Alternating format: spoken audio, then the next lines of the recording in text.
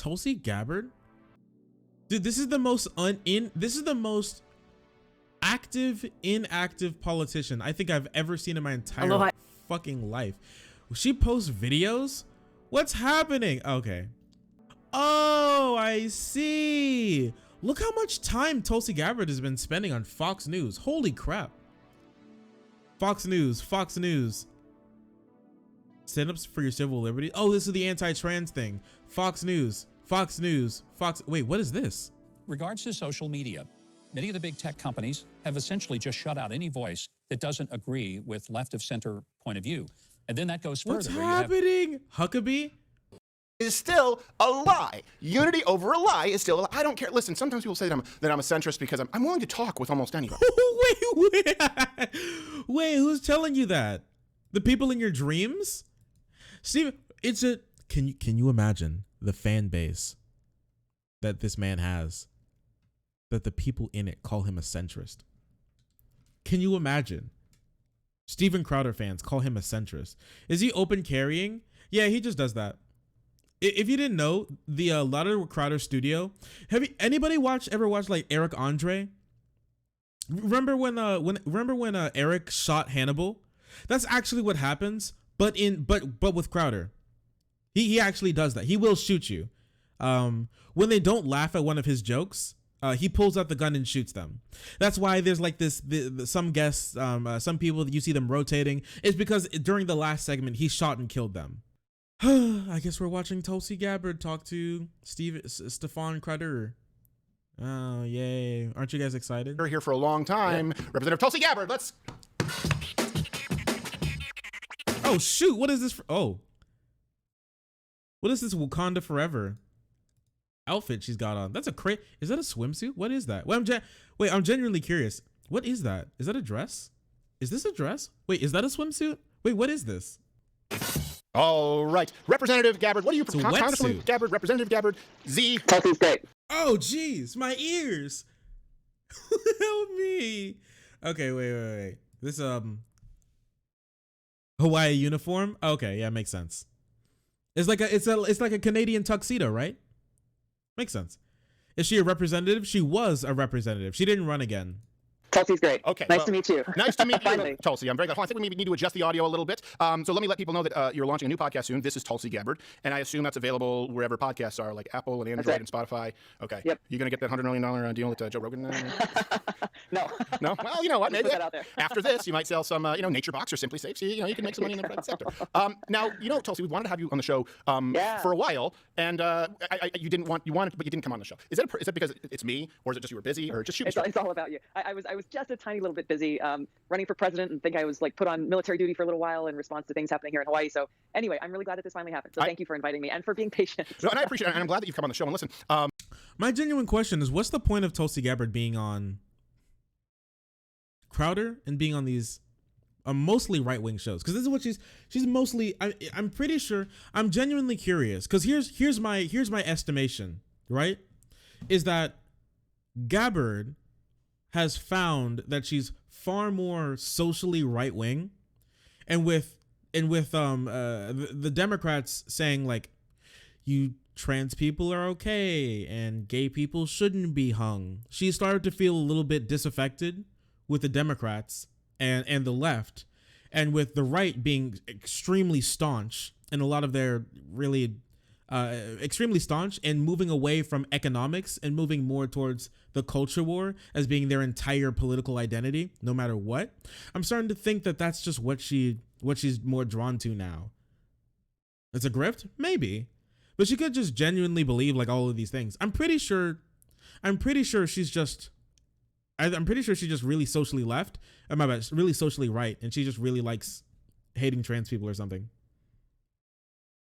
Here's one thing that I think is important. Like, I disagree with you on a lot of policies. There are probably, if you were running in my district, they're like, listen, I like Tulsi, I can't because of where we disagree. But I think that you have been at the forefront of understanding the problem with big tech and with the complications. Oh, okay. I see. Oh, I see it. Okay. That's why they bring Tulsi Gabbard on every time. Because she's like, we need to stop big tech from banning people. Because when you ban people, it's literally 1984. I'm pretty sure she just doesn't understand technology. Okay, that's interesting. I see. So it's the hating trans people mixed with we shouldn't allow Twitter to ban people. Okay, interesting. That are coming into play there. So I'll go to our backstory in a little bit, but can you explain to people what it is that you think, or I guess what the biggest threat is right now from big tech to free speech, and of course expect to be called a Russian asset in Salon after this? Been there, done that, buddy.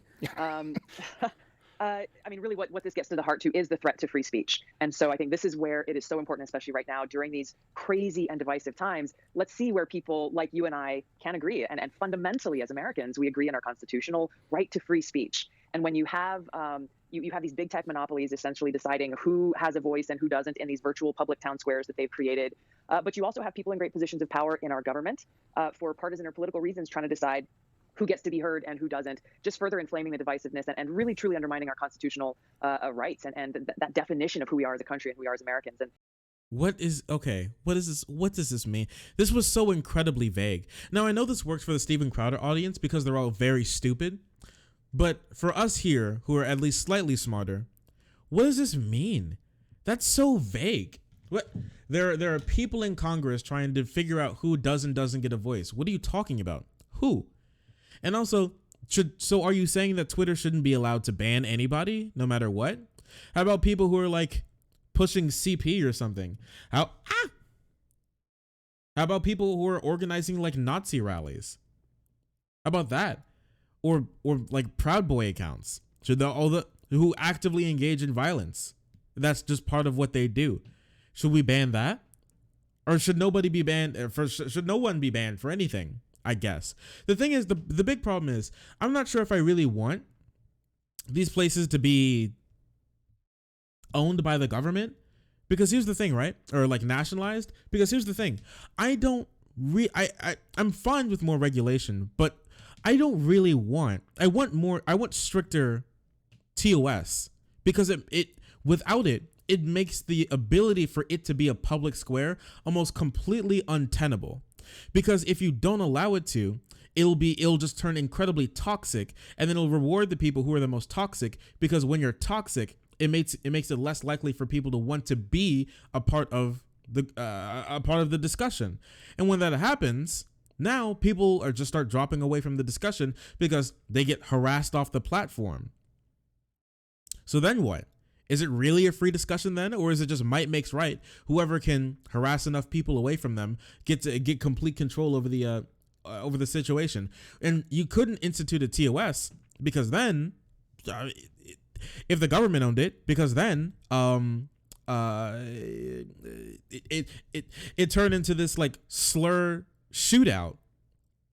And then if you could, then I don't know what the point of nationalizing it really is, honestly. I would just want the workers to take it then. No TOS is how you get to poll. I don't want Twitter to turn into just a giant poll, personally. And that's really where when we look at big tech and their ability to essentially act with impunity, right, to do whatever they want and making billions of... They are not allowed to just act with impunity and do whatever they want. They still have rules that they follow by. They absolutely. I mean, you may not like them, but okay, you can go change them. They don't act with impunity. It's okay. Dollars in the process.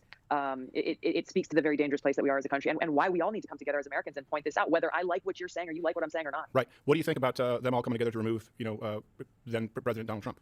I mean, I think it is exactly one of the major indicators of how dangerously powerful these big tech monopolies have become, and I thought it was very appropriate. Wait, what?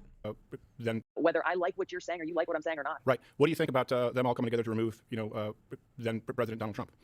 What, the tech companies? Oh, you mean Donald Trump using their platforms to incite an insurrection on the Capitol for years, and then they banned him because he was against you? See, the headline that will never die is that is that like Twitter and Facebook and stuff have tried to hold back fighting against white nationalism on their platforms, because if they did, they'd catch a lot of Republican senators in it, because they're just so out and out stupid. It's just why they won't let my cult leader incite a fascist coup. Hey, listen, okay, Cannibal Witch, sorry that you're just such a fascist and you don't like people saying things that you disagree with. Hey, listen, when I incite a fascist coup, that's just me saying things that you disagree with, and that's a healthy political discussion or something, I guess. I mean, I think It is exactly one of the major indicators of how dangerously powerful these big tech monopolies have become. And I thought it was very appropriate that we saw other heads of states from other countries around the world saying, hey, this is really, really dangerous. And it's something that shouldn't happen. Again, whether you agree or disagree with what he said or what other people are saying, we have very clear guidelines laid out in our Constitution. And big tech does not get to be the decider of who has a voice in America and who doesn't. Right. Well, damn, that's crazy. Can you imagine being the president of the United States, leader of the free world, one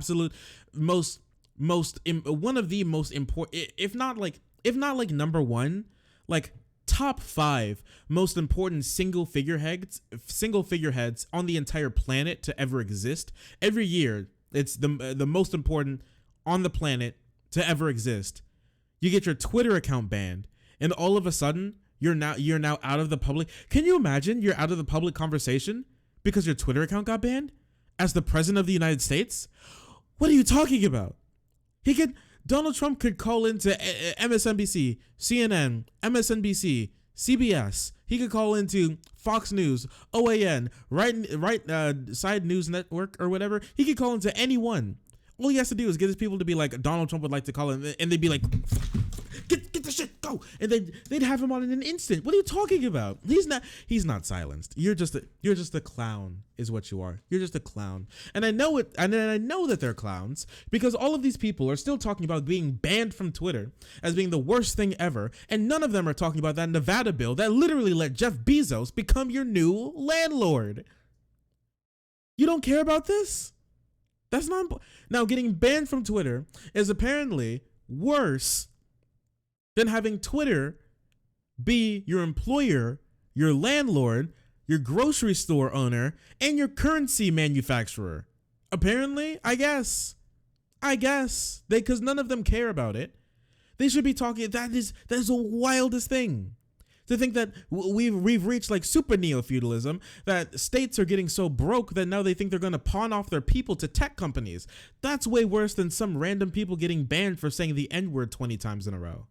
But okay. Well, that's the issue too. My biggest issue with Republicans is, we talk about 230, and it comes down to, I would like to see the first step being big tech. I'm tired of the pageantry and the hearings and Senator Hirono, I know, Hirono asking for me to be removed from a private company, in which case it's no longer the free market, actively asking for me to be removed from YouTube. That's surreal to see senators being like, Steven Crowder needs to be removed. Like, have you watched this? Like, we're going to change my mind, and we tell wiener jokes. Like, this is absurd. If you remove me, you remove all. Oh yeah, we do change my mind, where I sneak up on random college kids and hit them with my dialogue tree. Yes. Really looking to change my mind. Really quality top content. Conservatives. I think they kind of know that, and that's what the goal is. But nothing was done from Republicans. Now you see, and this is something where I think a lot of people feel they maybe don't identify with the Democrat Party. It seems like everyone in positions of power right now in the Democrat Party support stifling opinions they don't like on big tech platforms. Yeah, and this is what's dangerous, is as they're looking at so-called reform, they're not really looking in the right places. When people go and actually look at Section 230, the fix is actually quite simple, where you just change the line where it says essentially big tech has the authority to remove objectionable content. How much more vague can you get than that? Objectionable to who? Yeah, that changed my mind. Didn't get uploaded. It's floating somewhere in the back end of Steven Crowder's YouTube page, probably sitting unlisted, so he can send it to people. About his dog cum fetish. Or for what reason.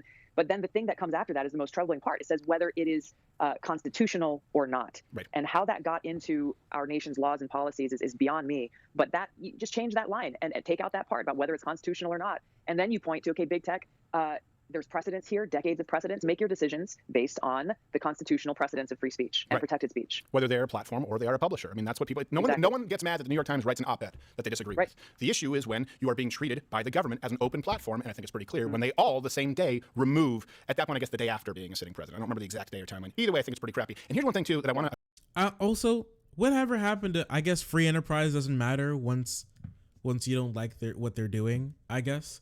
Free enterprise, free business, that doesn't matter. Who cares? Who? Free market? Ain't never heard of her. Please give me my Twitter account back. I want to look at Big Booby. Please. I miss all of the Big Booby posters on Twitter I used to follow. Please give it back. Please. Okay, buddy.